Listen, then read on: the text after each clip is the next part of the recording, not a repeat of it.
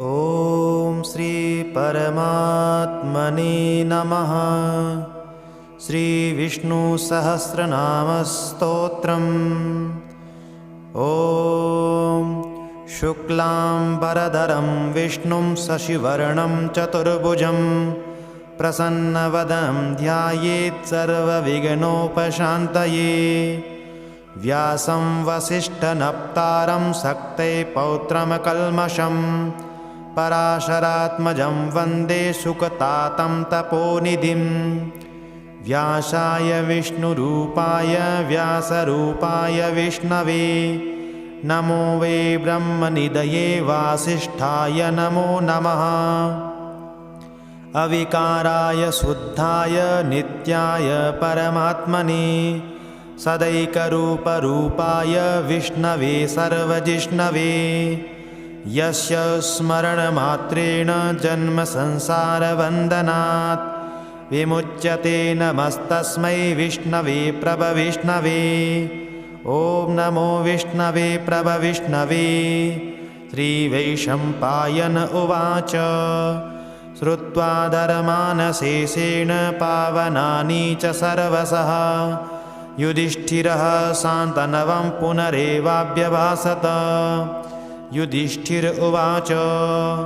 किमेकं दैवतं लोके किं वाप्येकं परायणं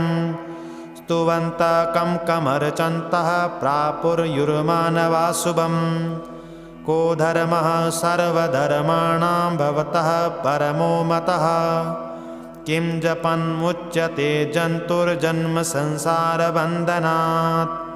भीष्म उवाच जगत्प्रभुं देवदेवमनन्तं पुरुषोत्तमं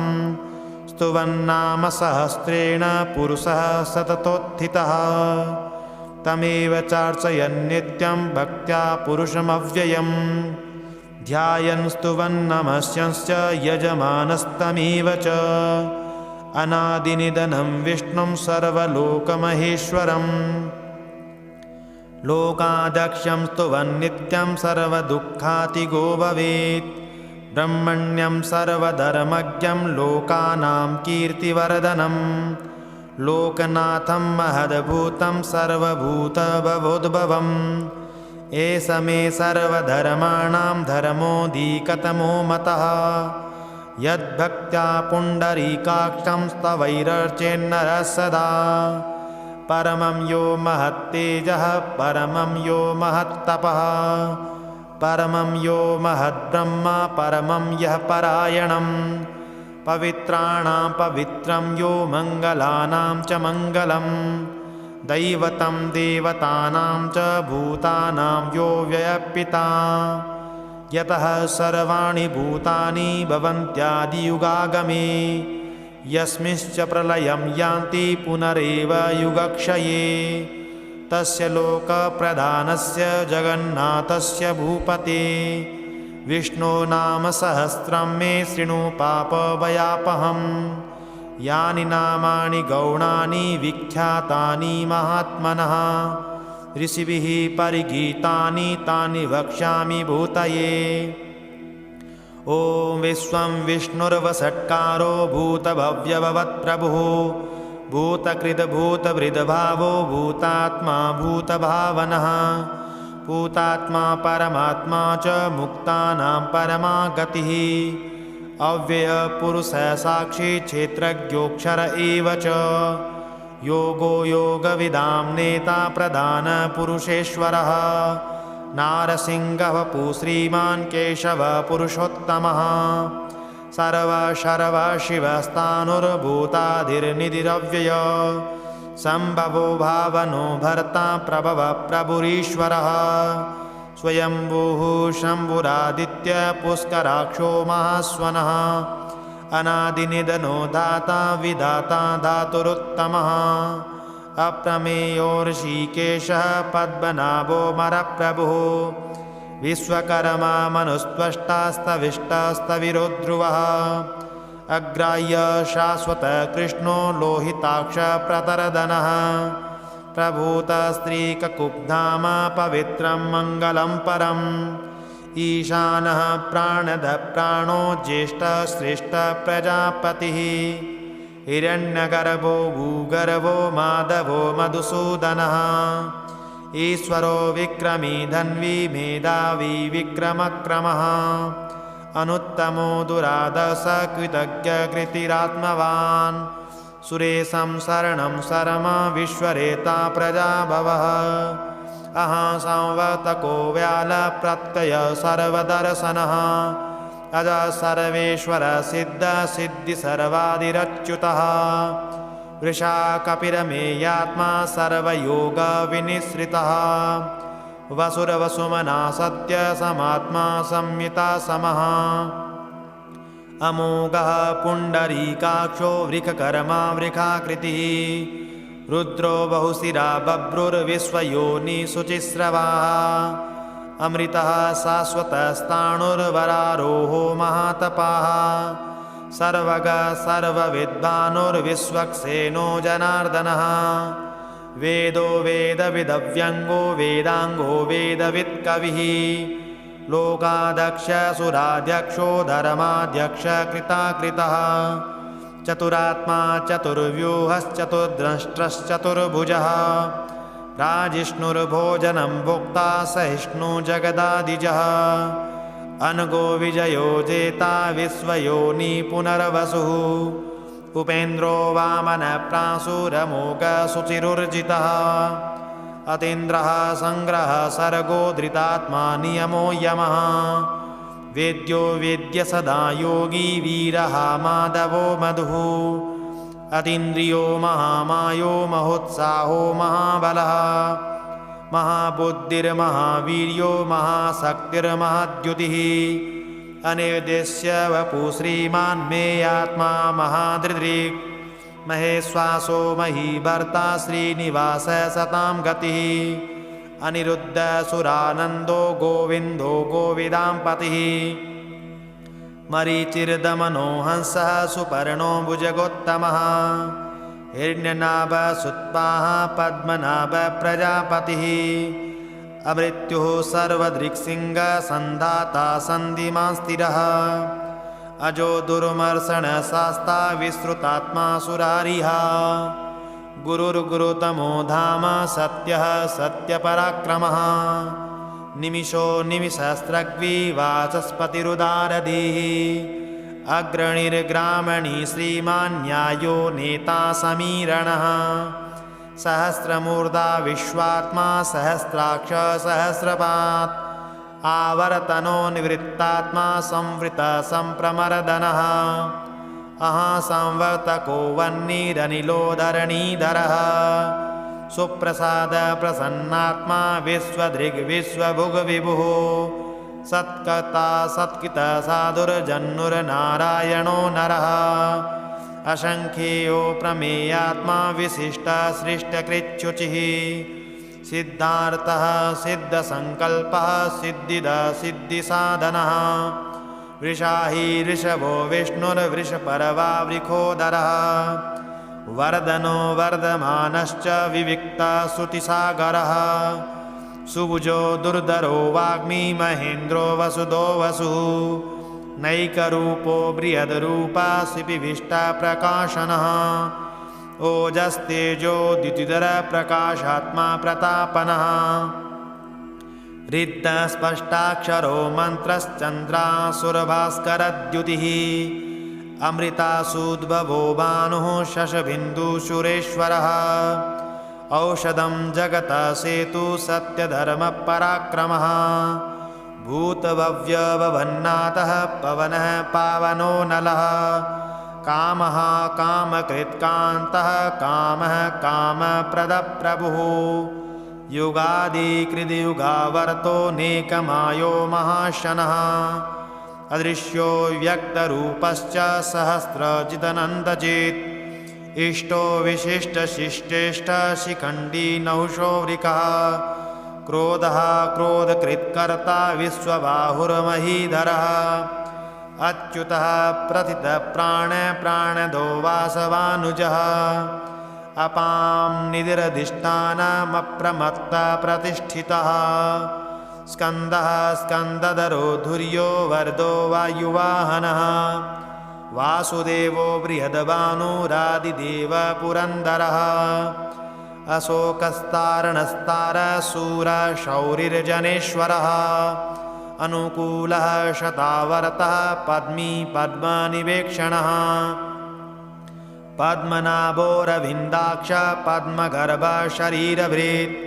महऋद्धिरिद्धो वृद्धात्मा महौक्षो गरुडध्वजः अतुलः सर्वो भीमा समयज्ञो हविर्हरिः सर्वलक्षणलक्षण्यो लक्ष्मीवान् शमितिञ्जयः वीक्षरो रोहितो मार्गो हेतुर्दामोदरः सः महीधरो महाभागो वेगवान् मिताशनः उद्भवः क्षोभणो देवः श्रीगर्भः परमेश्वरः करणं कारणं कर्ता विकर्ता गहनो गुहः व्यवसायो व्यवस्थान संस्थान स्थानदो ध्रुवः प्रवृत्ति परमस्पष्ट तुष्टपुष्ट शुभेक्षणः रामो विरामो विरजो मार्गो नयो नयो नयः वीरः शक्तिमतां श्रेष्ठो धर्मो धर्मविदुत्तमः वैकुण्ठः पुरुषः प्राणः प्राणदः प्रणवप्रीतुः हिरण्यगर्भः शत्रुघ्नो व्याप्तो वायुरधोक्षजः ऋतुः सुदर्शनकालः परमेष्टि परिग्रहः उग्रसंवत्सरो दक्षो विश्रामो विश्वदक्षिणः विस्तारस्तावरस्ताणु प्रमाणं बीजमव्ययम् अर्थो नर्थो महाकोशो महाभोगो महाधनः अनिर्विण्णस्तविष्टो भूधर्मयूपो महामकः नक्षत्रनेमिर्नक्षत्री क्षमक्षामः समीहनः यज्ञ इज्जो महेजश्च क्रतुः सत्रशतां गतिः सर्वदर्शी विमुक्तात्मा सर्वज्ञो ज्ञानमुत्तमम् सुव्रता सुमुखा सूक्ष्म सुघोषा सुखदा सुरेत् मनोहरो जितक्रोधो वीरबाहुर्विदारणः स्वापना स्ववसो व्यापी नैकात्मा नैककर्मकृत् वत्सरो वत्सलो वत्सी रत्नगर्भो धनेश्वरः धर्मगुवधर्मकृद्धर्मी सदसच्छरमक्षरम् अविज्ञाता सहस्रासुरविधाता कृतलक्षणः गवस्तिनेमि सत्त्वस्थ सिंहो भूतमहेश्वरः आदिदेवो महादेवो देवेशो देववृद्गुरुः उत्तरो गोपतिर्गोप्ता ज्ञानगम्य पुरातनः शरीरभूतभृद्भोक्ता कपीन्द्रो भूरिदक्षिणः सोमपो मृतपः सोमः पुरुजित्पुरुषोत्तमः विनयो जय सत्यसन्धो दासाः सात्वतां पतिः जीवो विनयिता साक्षी मुकुन्दो मितविक्रमः अम्बो निधिर्नन्तात्मा महोदधिशयोऽन्तकः अजो महार्ह स्वाभाव्यो जिता मित्रप्रमोदनः आनन्दो नन्दनो नन्द सत्यधर्मा त्रिविक्रमः महर्षि कपिलाचार्य कृतज्ञो मेदिनीपतिः त्रिपदस्त्रीदशादक्षो महाशृङ्गकृतान्तकृत् महावराहो गोविन्द सुसेनः कनकाङ्गदी गुह्यो गभीरो गहनो गुप्तशक्रगदाधरः वेदास्वाङ्गोर्जित कृष्णो दृढसङ्कर्षणोच्युतः वरुणो वारुणो वृक्ष पुष्कराक्षो महामनाः भगवान् भगः नन्दी वनमाली हलायुधः आदित्यो ज्योतिरादित्य सहिष्णुर्गतिसत्तमः सुधन्वा खण्डपरशुर्दारुणो द्रविणप्रदः दिवि स्पृक् सर्वदृग्व्यासो वाचस्पतिरयोन्निजः त्रिसामा सामग साम निर्वाणं वेकजम्बिकाक् सन्न्यासकृच्छम शान्तो निष्ठा शान्तिः परायणम् सुवाङ्ग शान्तिदस्रष्टा कुमुदा कुवलेशयः गोहितो गोपतिर्गोप्ता वृषभाक्षो वृकप्रियः अनिवर्ति निवृत्तात्मा संक्षिप्ता क्षेमकृच्छिवः श्रीवत्सवक्षा श्रीवास श्रीपतिः श्रीमतांवरः श्रीदः श्रीसः श्रीनिवासः श्रीनिधिः श्रीविभावनः श्रीधरः श्रीकरः श्रेय श्रीमान् लोकत्रयाश्रयः श्वक्षश्वङ्गशतानन्दो नन्दिर्ज्योतिर्गणेश्वरः विजितात्मा विधेयात्मा सत्कीर्तिच्छिन्नसंशयः उदीर्ण सर्वतच्चक्षुरनीश शाश्वतस्थिरः भूषयो भूषणो भूतिर्विशोकाशोकनाशनः अचिष्मान्नचितकुम्भो विशुद्धात्मा विशोद्धनः अनिरुद्धो प्रतिरथ प्रद्युम्नो मितविक्रमः कालनेमि निहावीर शौरी शूर जनेश्वरः त्रिलोकात्मा त्रिलोकेश केशव केशिहा हरिः कामदेव कामपाल कामी कान्तकृतागमः अनिर्देश्य वपुर्विष्णुर्वीरोऽनन्तो धनञ्जयः ब्रह्मण्यो ब्रह्मकृद्ब्रह्मा ब्रह्म ब्रह्मविवरदनः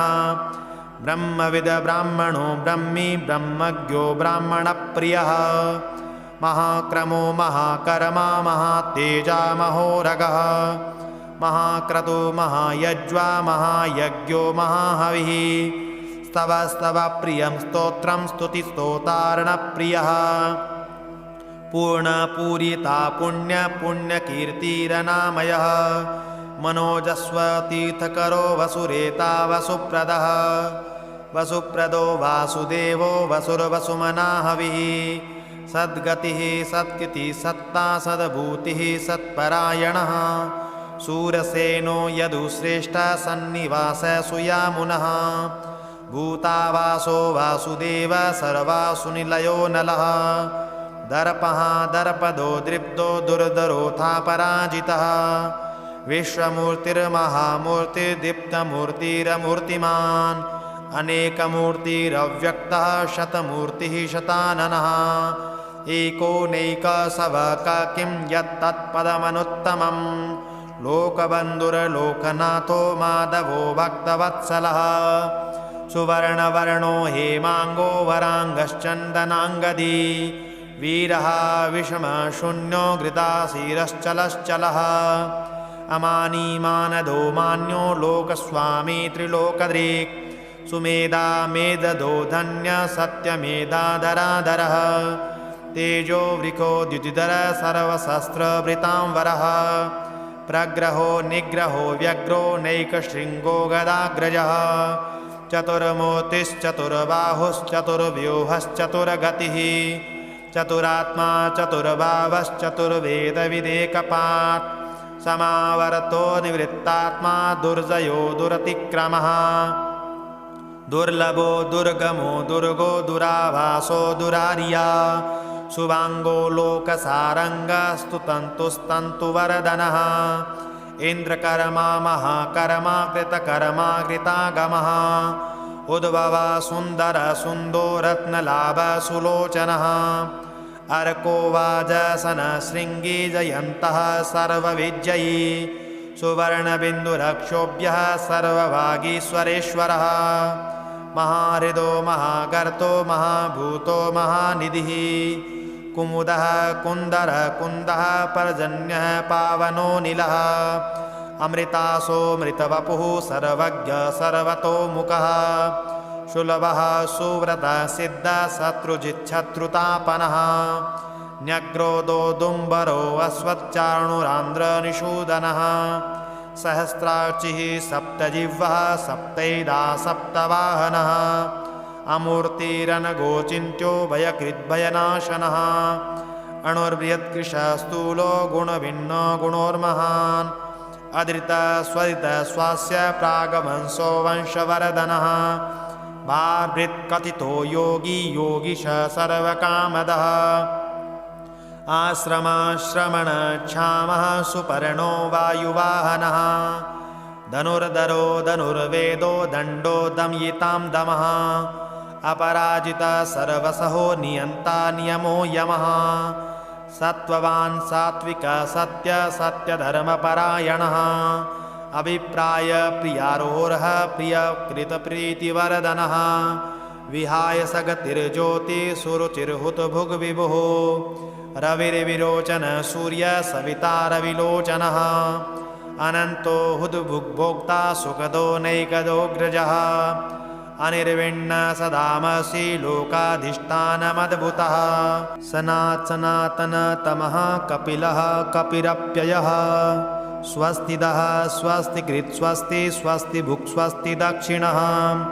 अरौद्रः कुण्डलीचक्रे विक्रम्योजिच्छासनः शब्दातिग शब्दसः शिशिरः सर्वरीकरः अक्रूरपेशलो दक्षो दक्षिणक्षमिणां वरः विद्वत्तमो वीतवयः पुण्यश्रवणकीर्तनः उत्तारणो दुष्कृतिः पुण्यो दुःस्वप्ननाशनः वीरः रक्षणसन्तो जीवनपर्यवस्थितः अनन्तरूपोऽनन्तश्रीजितमन्युर्व्यापः चतुरस्रो गभीरात्मा विदिशो व्यादिशो दिशः अनादिर्भूर्भुवो लक्ष्मीः सुवीरो चिराङ्गदः जननो जन्म जन्मादिर्भीमो भीमपराक्रमः आधारनिलयो धाता पुष्पः स प्रजागरः ऊर्ध्वगत्सत्पथाचार प्राणद प्रणवप्रणः प्रमाणं प्राणनिलय प्राणभृत् प्राणजीवनः